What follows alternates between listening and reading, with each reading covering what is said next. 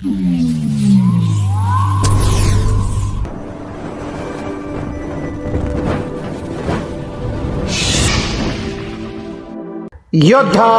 News Marathi. Shiroli विविध कार्यकारी विकास सोसायटीचा ऐतिहासिक उच्चांक. 100% कर्ज वसुली करत पुणे जिल्ह्यात प्रथम क्रमांक. राजगुरुनगर खेड. खेड तालुक्यातील शिरोली येथील शिरोली विविध विकास सहकारी संस्था मर्यादित या संस्थेने सन 2025 ते 26 या आर्थिक वर्षात 100% कर्ज भरणा पूर्ण करून एक नवा आदर्श प्रस्थापित केला आहे.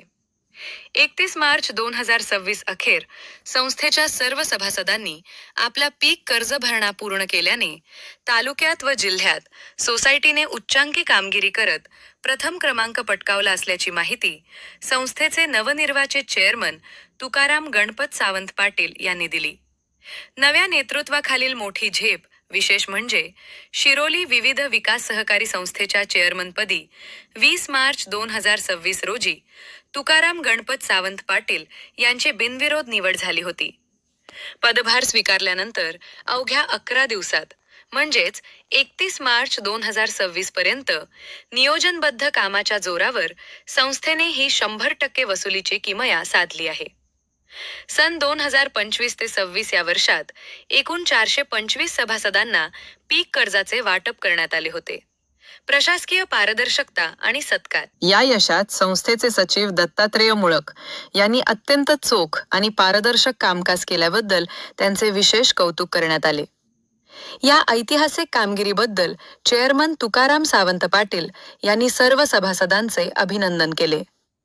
वेळेत कर्ज परतफेड करून सभासदांनी संस्थेच्या प्रगतीला हातभार लावल्याबद्दल त्यांनी कृतज्ञता व्यक्त केली. मान्यवरांची उपस्थिती. या प्रसंगी गावातील आणि संस्थेचे अनेक आजी-माजी पदाधिकारी व ग्रामस्थ मोठ्या संख्येने उपस्थित होते. यामध्ये प्रामुख्याने देवराम गोविंद वाडेकर, वसंत दामू वाडेकर, शांताराम आनंदा मलगे, भानुदास बबन पवळे, मारुती केसू बेंढाले, शंकर सयाजी सावंत, शंकर बाप्पू लोखंडे, रघुनाथ सयाजी पारघे, नामदेव शिंदे, मच्छिंद्र विठोबा उमाप, चांगुनाबाई सावंत, शोभाताई वाडेकर, हरिभक्त परायण भागचंद वाडेकर सर. शिरोली सोसायटीच्या या यशामुळे संपूर्ण खेड तालुक्यात संस्थेचे आणि सभासदांचे कौतुक होत आहे.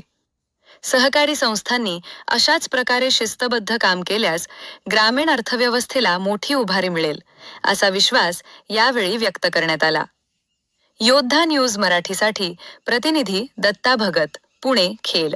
शिरोली कार्यकारी सेवा सहकारी सोसायटी लिमिटेड शिरोली या संस्थेचा सन 2023 मध्ये पदभार स्वीकारल्यानंतर संस्थेच्या संचालकांनी ग्रामस्थांनी तसेच सभासदांनी मला चांगल्या प्रकारे मदत केली. त्यानुसार मी संस्थेच्या सभासदांना वेळेवर परतफेड करण्यासाठी आणि तात्काळ कर्ज उपलब्ध करून देण्यासाठी प्रयत्न केलेले. त्यामुळे संस्थेच्या सर्व सभासदांचे संचालकांचे मी आभार मानतो. धन्यवाद. गेल्या वर्षी नुकताच पार पाडलेला जो सोहळा होता अखिल जल्लोक पत्रकार संघाचं, तर त्यामध्ये साहेब आपल्याला कोणता पुरस्कार मिळाला होता? सहकाररत्न पुरस्कार.